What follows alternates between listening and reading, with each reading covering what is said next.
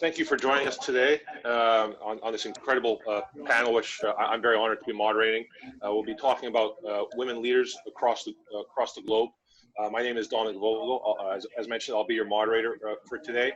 I'll talk a little bit more about myself in a bit, but first, I would very much love to introduce the rest of the panel. And for each speaker, when I introduce you, if you could just speak a little bit about yourself, your background, how you got into cybersecurity, just welcome yourself to the world.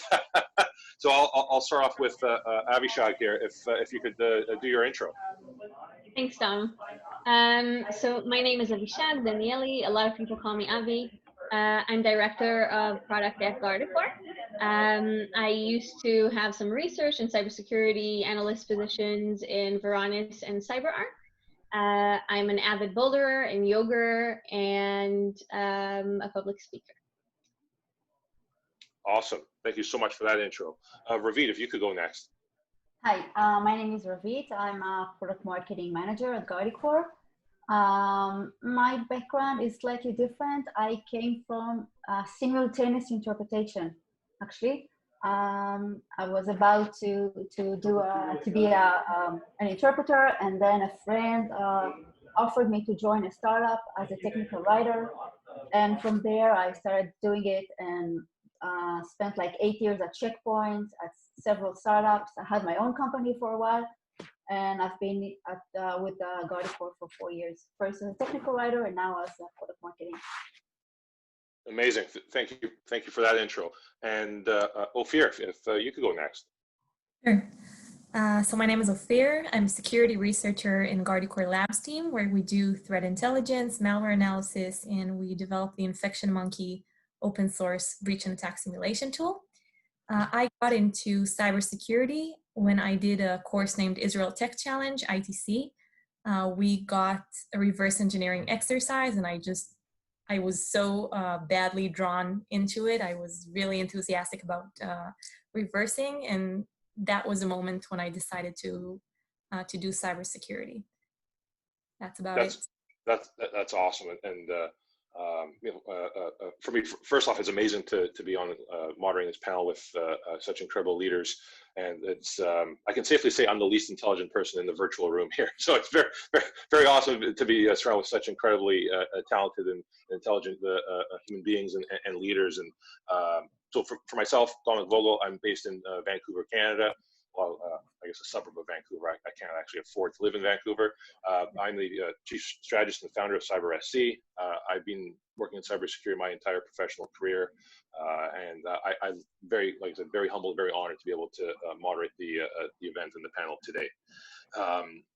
We'll dive right into the first question after the intro, and this shouldn't come as a surprise to anyone, but we're still living in the middle of a pandemic for all that it's worth, and very, very curious. And we'll start with we'll do the reverse order here. So maybe we can start with Ophir.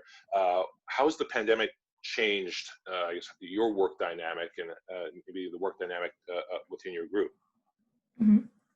So during COVID-19, we started doing daily syncs with the team, which I find very helpful. We didn't do those before, and I feel like now there's a lot more need in virtual collaboration. Like if before I could talk to people in the hall and have these small talks, then now we don't have them naturally.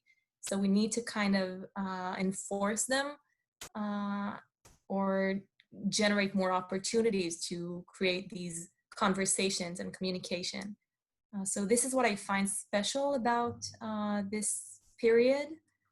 Also, there's a lot of time for me personally that I work on things myself. So I think it somehow enhances the feeling of independence, or for me, well, this is kind of the effect of COVID-19 on my work. Absolutely. And do you feel like you mentioned there about it's almost forcing us to have better communication with our coworkers?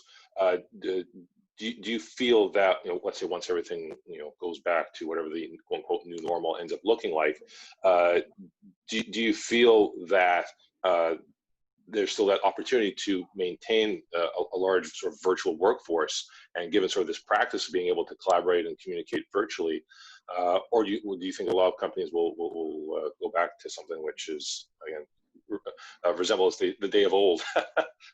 That's a good question, actually. I don't have any prediction. I just hope we'll keep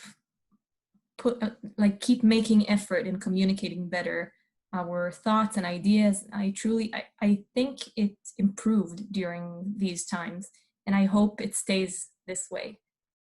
Yes, yeah, fingers crossed. Like you said, a lot of good has come from it. I think it's forced us to be better collaborators, better communicators with our coworkers.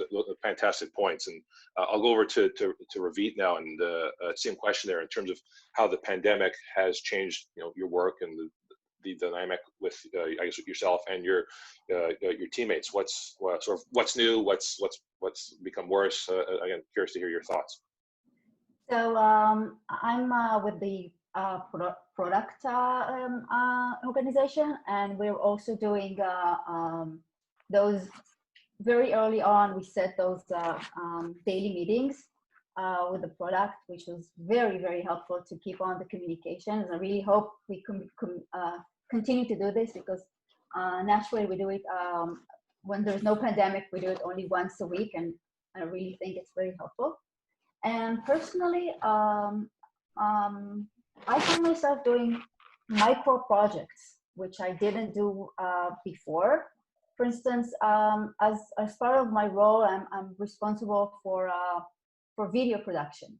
So I initiated very short and fast Zoom interviews, where I interview my colleagues about aspects that were related to what we're doing, the security of working from home.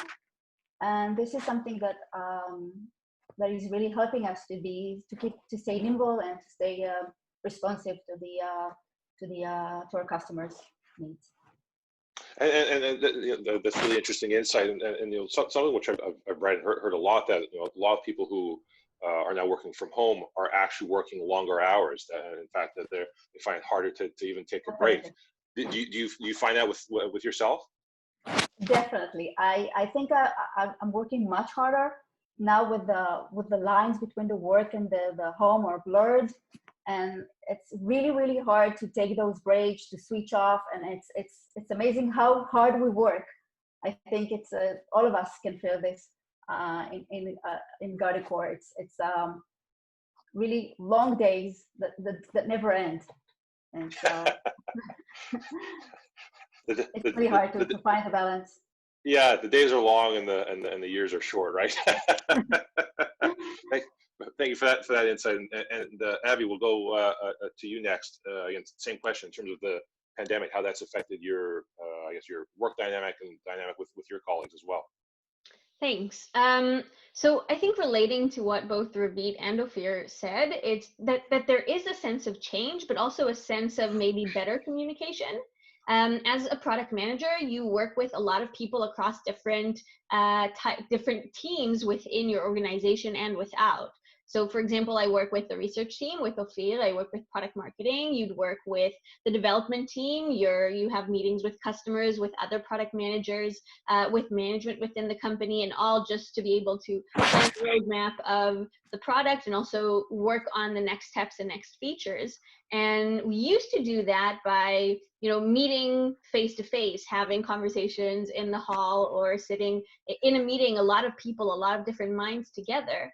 And now we had to shift the way that we work to a virtual platform, and it doesn't have the same effect. And it actually forced us to change the way that we work in a way where we take everything in smaller bites. So I wouldn't necessarily be meeting with everybody in a session and have a very long conversation.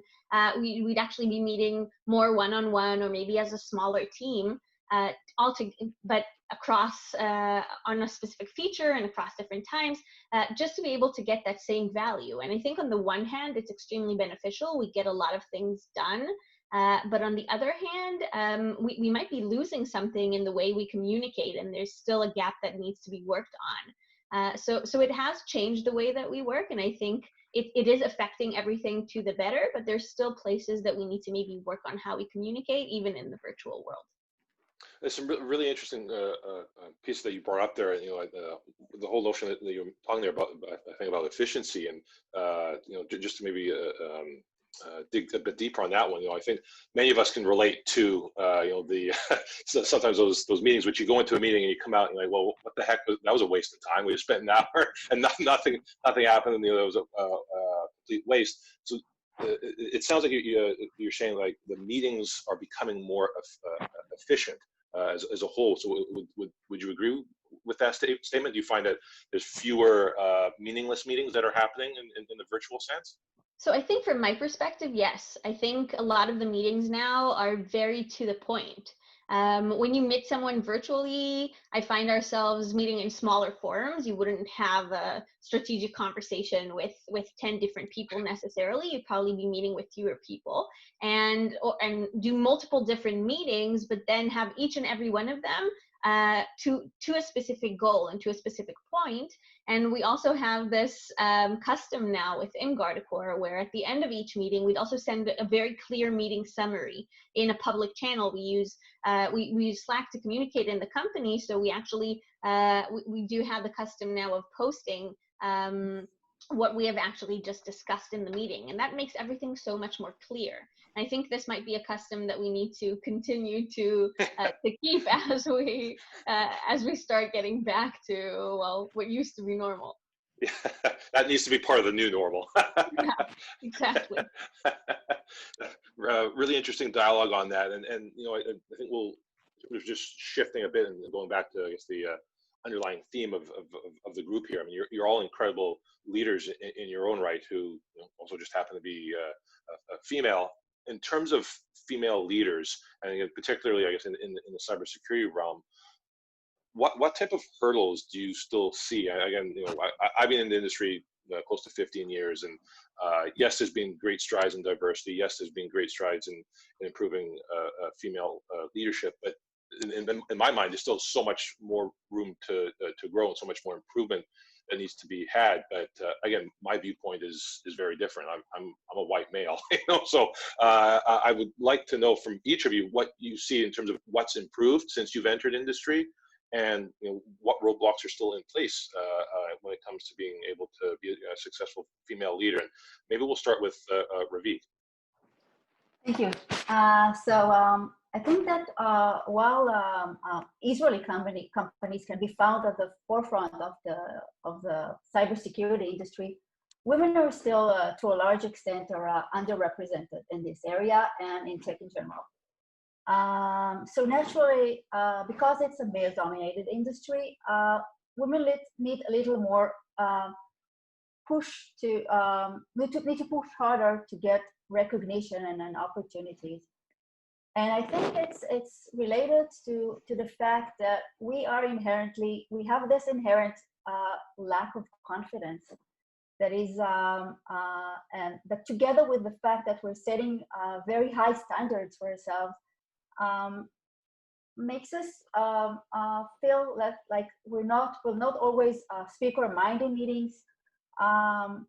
Most of us, I think, have experienced that the fact that we'll not apply for a position unless we're 100% sure that we match all the qualifications listed on the job offer. And this is something that is very, very natural for men, while women experience it all the time. I think it's across the globe. Yes.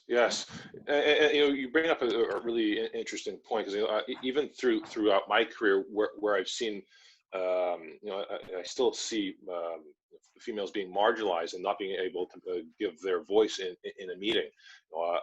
As an example, with a client of mine several years ago, the IT manager kept refusing to listen to one of his junior analysts, who was a female, but didn't really come from a technical background. He said, well, she doesn't know what she's talking about. And it's unfortunate seeing that. And it's the sad thing is that that's not just happening in the minority of the time. I still think that's still a sizable majority, when people think that unless you come from IT or you're sort of part of that traditional approach to security, that your opinion isn't valued. So another question, sort of follow-up question I'll ask you is, for those men who, at least I would say, are enlightened to the fact that they can do better and need to do better, what are things that they should actively keep an eye out for? Like, should they make sure that they actively call on and ask for feedback and opinions from females on their teams? What are some things that they can do? I think women are equal to men everywhere, and in cybersecurity, it's the same. And I think men should be aware of this and allocate positions for women, and make sure. And it's the thing is, very often we're alone in the room. So the more people there are in the company, the more a voice is heard, and the more and this gender will be closed faster. And I'm really, and I can say that I'm really lucky to be working in a company where this is very, I don't experience it, and it's a very good atmosphere, and there's a really much of the attention is given to this issue. So I really hope it changes, and there's a lot to do. And another thing that I think, I think a company should be committed to it. Yes. Like and foster it, and promote women, and encourage them to speak their mind. And also another thing that is very that is very that you can see is that the compensation thing. Yes. Women will very often ask for a raise, will avoid asking for a raise, avoid asking for a promotion, options, whatever is very natural for men. And this is something that men should be really note and see that it's gradually changes. Absolutely. Yeah, go ahead. Thank you. I'd like to echo on what Ravit just said, and I'd like to add on to this that I think there's a very interesting research by Cambridge University in around 2018, where they actually got to the conclusion that women are 2.5 times less likely to ask questions in any public event, if it's a classroom, if it's in a work environment. And generally women are less inclined, and the reasons that they cite for this are actually that they don't feel clever enough or couldn't work up the nerve. And that is even more dominant and prominent when men were the first to ask a question following a specific topic. So I think if to echo on what Ravit said, if you'd see more women in the environment, most likely other women would be more confident to speak up. When you have one woman talking, then others would be more likely to speak up. And I think also answering what you asked Ravit before around what can men do, or maybe what companies can do, I think what we should all strive to do is to be aware of the differences between different people and be more active in asking questions. So instead of opening a question up to everybody and just giving whoever jumps first the opportunity to answer, which in a lot of cases works well, in the world where it's a diverse world, you might need to actively ask the women in the room about their opinion, so that they could feel that their opinion is valued, so that they could feel that it is a safe space for them to speak their mind and value what their opinion is. So I think being active there and being aware of this is something that's really important. Also about the raise or about a new position, for example, that you'd like to move into. You need to be actively aware of the fact that women are not that inclined to request that position, even if they do fit that position, even if they do qualify for it, even if they overqualify for it. A lot of times they won't strive to ask for that position unless somebody approaches them. So you need to be very aware of this as a company and be more active in offering than just waiting for someone to speak up and say, this is what I want to do. And Avi, you bring up so much great insight there, because like you were saying there, I think there's that almost that organizational awareness that needs to happen, in which the sort of the previous environment in which how that the male dominant industry, when we're talking about cybersecurity, just having as when you're having those meetings and people just throwing out ideas, yeah, that's conducive to males getting their voices heard. In the way that's set up, that's not one that is conducive to a diverse and inclusive workspace. So like you're saying there, I think that's super important that organizations do have that level of awareness to make sure that they're creating an environment which is, because saying you're diverse and inclusive is one thing, but actually taking a step to make your environment diverse and inclusive, those are two very, very different things, which, at least in my experience, a lot of organizations often don't make that correlation. I completely agree. Ophir, I'd love to get your thoughts on this topic as well. Yeah, I can very much relate to everything that's been said. I read actually a nice piece of research by Brigham Young University. It's called When Women Don't Speak, and it was a fascinating piece. It had some highlights that really surprised me. So first, when a woman, even if a woman feels that she's competent and a professional, she wouldn't necessarily speak up. And they say that when women are outnumbered in a team, they will not be heard and their presence will not be felt as it should. So this number thing is truly important. Being the only woman on the team automatically decreases a woman's voice on the team. So this also has to be within the awareness of organizations. And in terms of what can be done, well, I think in the personal way, male allies can very much amplify female voices.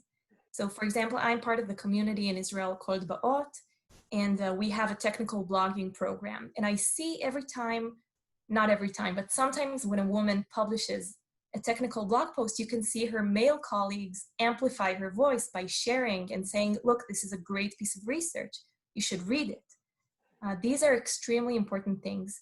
And in the organizational level, I think I very much agree with the difference between saying things and actually acting, but I do think it's important that organizations vocalize their strategy for diversity and inclusion, because if it's kept internal, then I think the chances are lower that actual measures will be taken. So I do think organizations should put it out loud, their strategy regarding incorporating more women in teams and more minorities and striving for diversity. That's a great insight there. And the question about which I'll ask you, and obviously the rest of the panel, if you want to chime in on this one, we're talking about sort of as well what male allies or males can do. Have any of you ever experienced sort of senior female leaders who have prevented females from being able to get up in the ranks, or female leaders who could be doing more? Are there things that female leaders can do to be part of the solution as well? I'll start with you, and again, whoever wants to chime in. With me, sorry. Yeah. If you want to start, or anyone, let's put you on the spot. Well, I can. Not sure I had female. Sorry. Sorry, I'm saying I'm not sure I had a female manager. So. Well, me neither. I didn't have a female manager, but I can tell that in some points of my life, I did experience lack of support from female colleagues or community members, and this is really unfortunate. But the things that we say here are relevant for all genders. Absolutely. Yeah. Absolutely. And sort of a personal story that I would share, in which even from my own journey, the manager who had one of the greatest impacts and influences on my career was female. She was the one who gave me an opportunity to be an analyst at a financial institution here where I live, and she didn't come from an IT background. She didn't know much about security, but much of my managerial and leadership playbook comes from everything that I saw her do. She very much embodied creating a diverse and inclusive work culture, and she, like I said, I'm very proud to be able to say that the most influential leader I've ever worked under was a female, and equally so, she was someone who wasn't. She didn't say she had a cybersecurity background, but she was very much someone, like I said, from a leadership perspective, recognized that if you don't know something, you need to be able to seek consensus from your trusted team, and that's what she did with myself and my teammates. So, I think that was an example there in which she very much encouraged me to be able to pursue my leadership potential. So I think it's like you're saying there, it doesn't really matter what gender at the end of the day. We just all need to be able to better encourage and better help each other. It doesn't matter what gender you are, what ethnicity you are, what work experience you come from. Especially if we're talking about cybersecurity, if you're passionate about and if you want to make a difference in the world, we should all be encouraging that. Right. I agree. I can actually say here that I feel extremely fortunate to be surrounded by a lot of supporting women as well as men across my career. Also women leaders, also within our company, but also in companies that I've worked for before. And even when I started out my journey in cybersecurity in the IDF, I had a female commander who actually was a great inspiration for me. And generally, I think that I am one of those people who have been fortunate enough to have a lot of wonderful support from my colleagues, from female colleagues as well as men. And I have to say that that is actually something that I myself try to amplify. I think it is extremely important that we all take the positive out of the interactions that we have and support that we get, and also try to use that to help others. And I can actually see here a very interesting comment that we have from one of our viewers here, who's mentioning that it sounds like she has ample experience, 25 plus years of experience in cybersecurity, and she finds it difficult to get support to shift from her position. And I have to say that I'm extremely sad to hear that. That she doesn't get the support that she needs for that. And I think that it is a community thing that people need to be aware and be supportive, because someone else's success is your success as well. And I think that's how you should view it. Someone on your team, if they succeed, someone in your company, if they succeed, it's something that also helps you eventually succeed. So being able to be positive and help people achieve what they want to achieve is extremely important. And I myself have been very fortunate to have those types of people around me. I love that mentality, like you were saying there. When one succeeds, we all succeed. That's very much the that team first mentality, and also there's from an abundance mentality. It's when you have that scarcity mindset that you have to hog all the information, or you have to if you tell someone how a certain system works, you may become less valuable. Again, that type of thinking it was very rampant when I entered industry 15 years ago, and it's still fairly common. I think when you sort of shift that mentality from me to we, I think that's when we're starting to truly unlock some magic. And it's great to see that there are more and more organizations that are embracing that, embodying it. And it was funny because when I would joke with people, I said when I entered industry, it was an industry ruled by pissed off middle-aged white guys, of which I'm slowly becoming one. But that's beside the point. But it's been nice to see things change. And one of the things which through my eyes, I have a 9-year-old daughter, and that was one of the, I would say, awakening moments for me, was being able to better champion and advocate for greater levels of diversity and inclusion, because it still bothers me when I see on LinkedIn or wherever it says, oh, so and so is being celebrated for being a great female CEO. I said, well, shouldn't she just be celebrated for being a great CEO?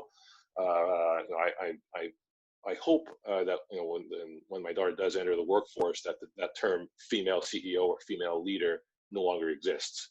They are seen as leaders. So it's great that to be able to use these types of platforms to make sure that we have this type of constructive dialogue, and that collectively we're all able to make positive levels of change. And in terms of the next question, in terms of, let's say you are a female looking to get into the cybersecurity industry, what would each of you suggest as being maybe a good training opportunity or mentorship area that they should focus on? Maybe one which, again, is better conducive to someone who is a female rather than something which is just maybe designed more so for a male mindset. Abby, maybe I'll start with you. Thank you.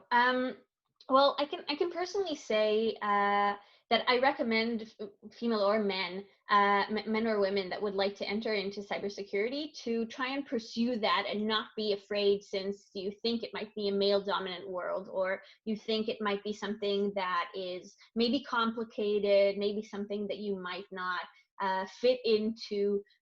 Maybe you think it's not for you because of a bunch of reasons, but you still want to try it out. So the first thing I would recommend is to go for it. If you think you want to try it, really do. The worst case, what's going to happen? You're going to find out it wasn't for you, and you're going to move on to your next dream, and that's okay. Yeah. But from a practical perspective, I think one of the things that you should be striving to do is to take courses, is to learn. And learn in any way that you can. I think there's an abundance of information online, and also a lot of different courses, specifically in Israel, but also around the world, that you can take to be able to start out your journey in this world. And one of the things that I, for example, took part in was I was a mentor in a program for young ladies, young females, before entering into, when they are in high school, before entering into the army. And I actually had a class of 33 girls that I taught. For which I taught cybersecurity, and then they had this test, and if you passed the test, you would actually go into a cybersecurity position in the IDF in Israel.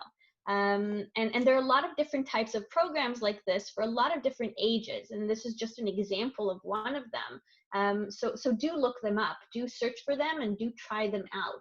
And if you've already done one, then look for that entry position. Maybe look for your entry analyst position, or for your entry other position, where you can see if this is something that you would like to learn more and expand your knowledge in. And of course, embrace the community.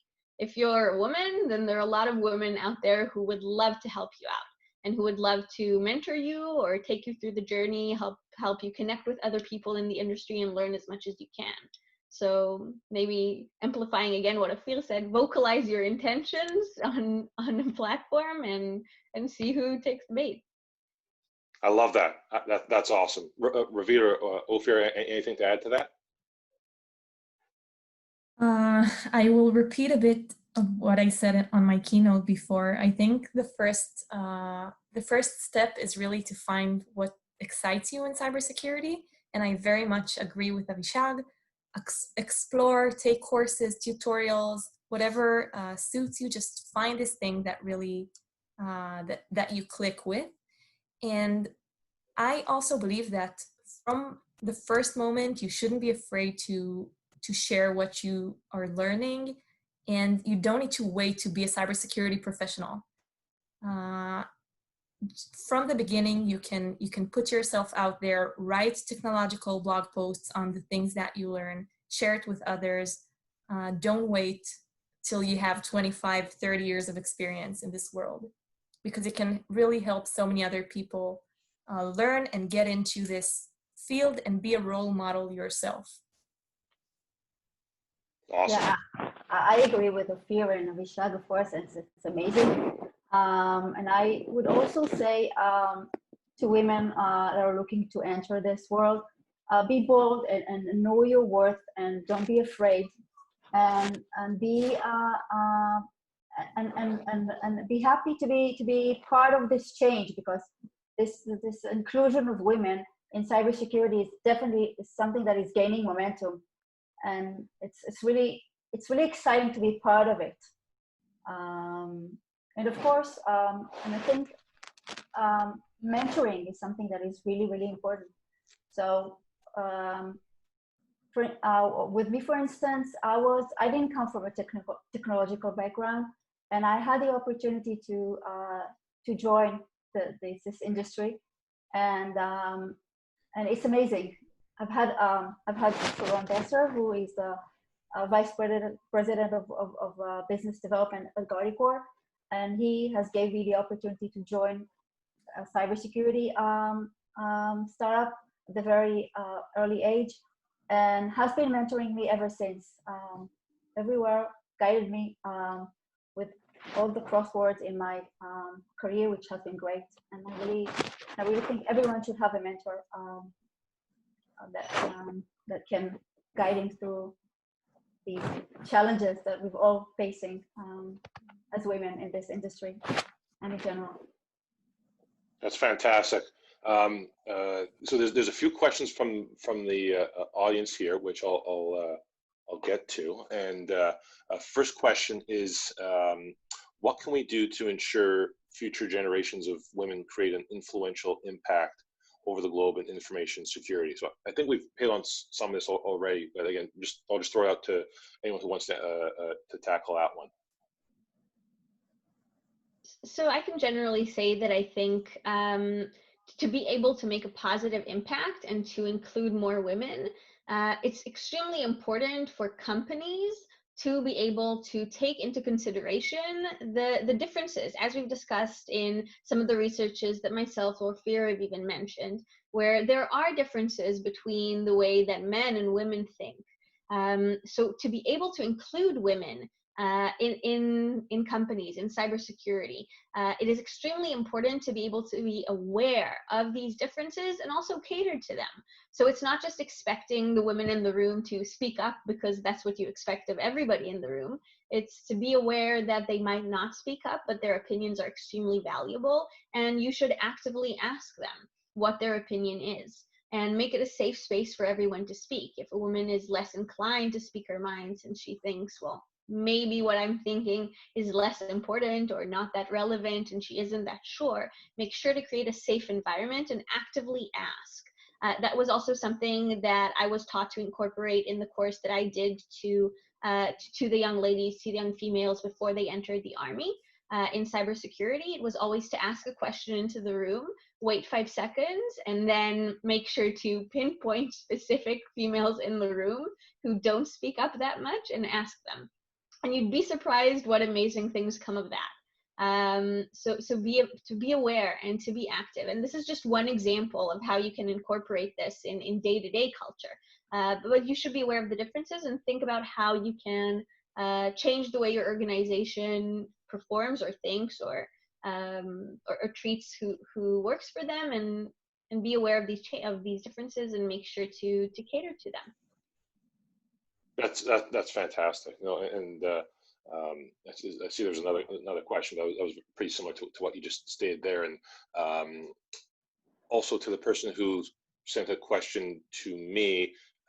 Please feel free to reach out to me on LinkedIn, and I'm happy to set up a conversation offline. Just seeing that in the chat there. So whoever said that or sent that, just please connect with me directly on LinkedIn. So I think we're going to enter the I'll refer to as the closing stages here. You know, we've had some absolutely fantastic dialogue, and I'd like to give each of you some time here just to maybe wrap up some collective thoughts or some leaving thoughts for the audience. And I'm going to start with Ravit for your closing thoughts. So I think cybersecurity is an amazing industry.